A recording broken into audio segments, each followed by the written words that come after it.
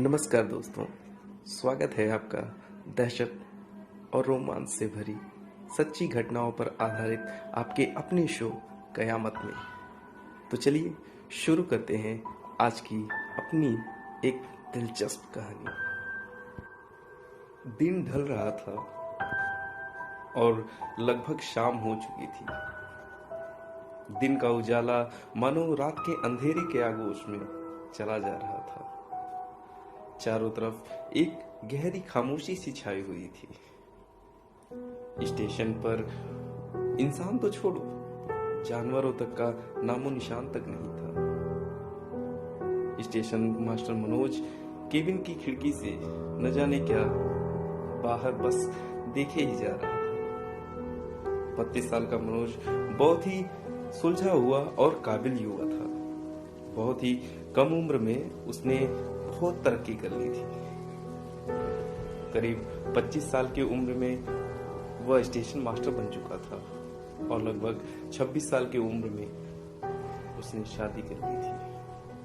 आज उसकी शादी की सालगिरह थी और उसकी शादी को आज पूरे 7 साल हो चुके थे।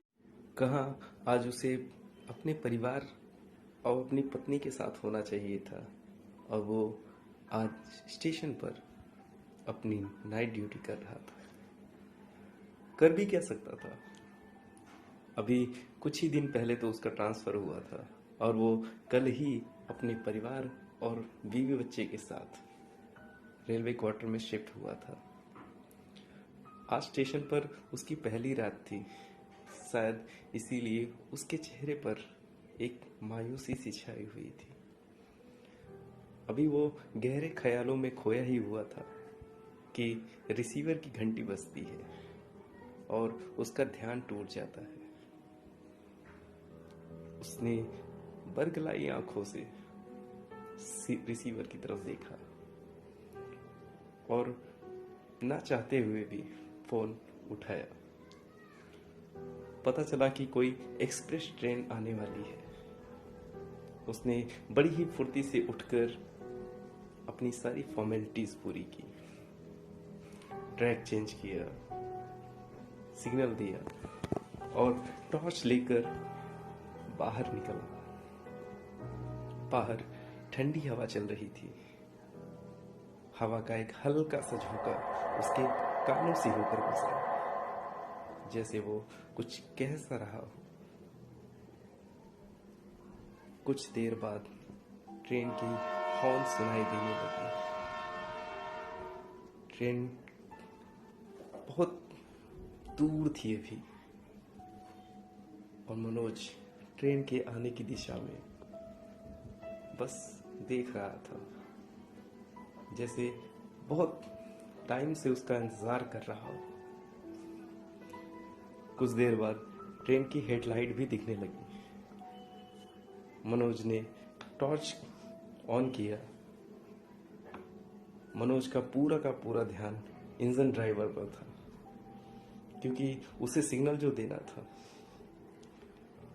इंजन पूरी रफ्तार से मनोज के सामने से गुजरा और अगले ही पल मनोज जैसे सहम सा गया, क्योंकि उसने जो देखा वो सच में चौंकाने वाला था। उसने देखा कि एक 12-13 साल की बच्ची बहुत तेजी से भागते हुए ट्रेन के भी आगे निकल गई और अंधेरे में न जाने कहाँ गायब सी हो गई। मनोज बहुत बुरी तरह से डर चुका था और ट्रेन कब उसके सामने से निकल गई उसे पता भी नहीं चला। मनोज ने कपकपाते हाथों से टॉर्च का फ्लैश मोड ऑन किया और स्टेशन पर देखा। दूर दूर तक कोई दिखाई नहीं दे रहा था। मनोज ने राहत की सांस ली और सोचा कि शायद ये उसका भ्रम था और वो अपने केबिन की तरफ मुड़ा। तभी फिर से रिसीवर की बेल बजी और वो फुर्ती से अपने भ्रम पर एक सूखी सी हंसी हंसते हुए अंदर की ओर गया और फोन उठाया। पता चला कि पैसेंजर ट्रेन का वक्त हो चुका है और पैसेंजर ट्रेन स्टेशन पर आने वाली है। मनोज ने बड़ी फुर्ती से ट्रैक चेंज किया और टॉर्च लेकर बाहर की बेंच पर बैठ गया। हवा बिल्कुल शांत हो चुकी थी। मनोज की नजरें जैसे ट्रेन का इंतजार कर रही थी और वो वहीं बैठे बैठे बस ट्रेन के आने की दिशा में देखे जा रहा था। कुछ देर बाद ट्रेन की हॉर्न सुनाई देती है और ट्रेन धीमी गति से आकर स्टेशन के प्लेटफॉर्म पर रुकी। काफी लोग स्टेशन पर उतरे भी, पर ना जाने क्यों वो जल्दी जल्दी स्टेशन से बाहर निकल गए। ट्रेन के जाने के साथ साथ ही पूरा का पूरा स्टेशन फिर से वीरान हो गया।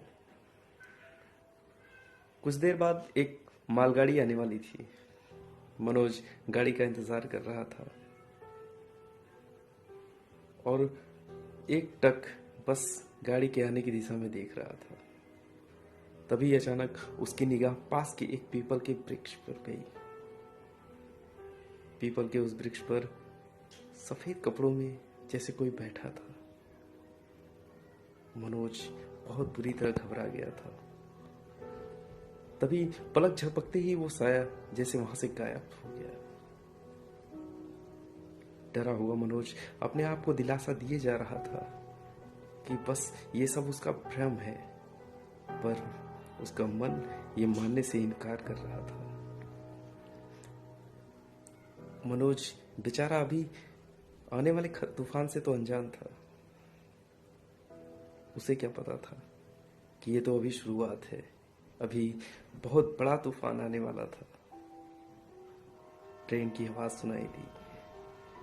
ट्रेन जैसे ही उसके सामने से गुजर रही होती है कि उसने देखा कि वही लड़की बहुत तेजी से दौड़ते हुए आई और ट्रेन के आगे उसने छलांग लगा दी।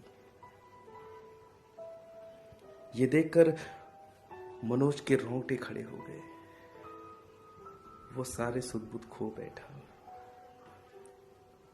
और ट्रेन जैसे ही उसके सामने से गुजरी, वो दौड़कर वहां गया जहां उस लड़की ने छलांग लगाई थी। पर ये क्या, वहां पर तो कोई नहीं था। अभी मनोज राहत की सांस लेने ही वाला था, तभी उसकी निगाह रेलगाड़ी के सबसे पिछले डिब्बे पर गई।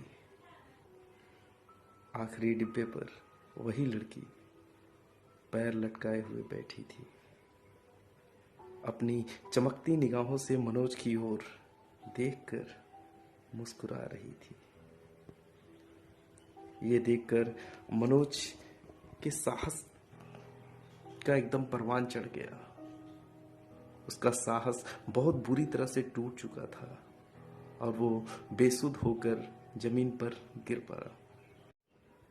अगली सुबह जब मनोज की आंख खुली तो उसने अपने आप को अस्पताल में पाया और उसके सामने खड़ा था उसका पॉइंट्समैन राघव, जो शाम को देर से ड्यूटी पर आया था और मनोज को बेहोशी की हालत में देखकर उसे उठाया और अस्पताल लेकर आया था।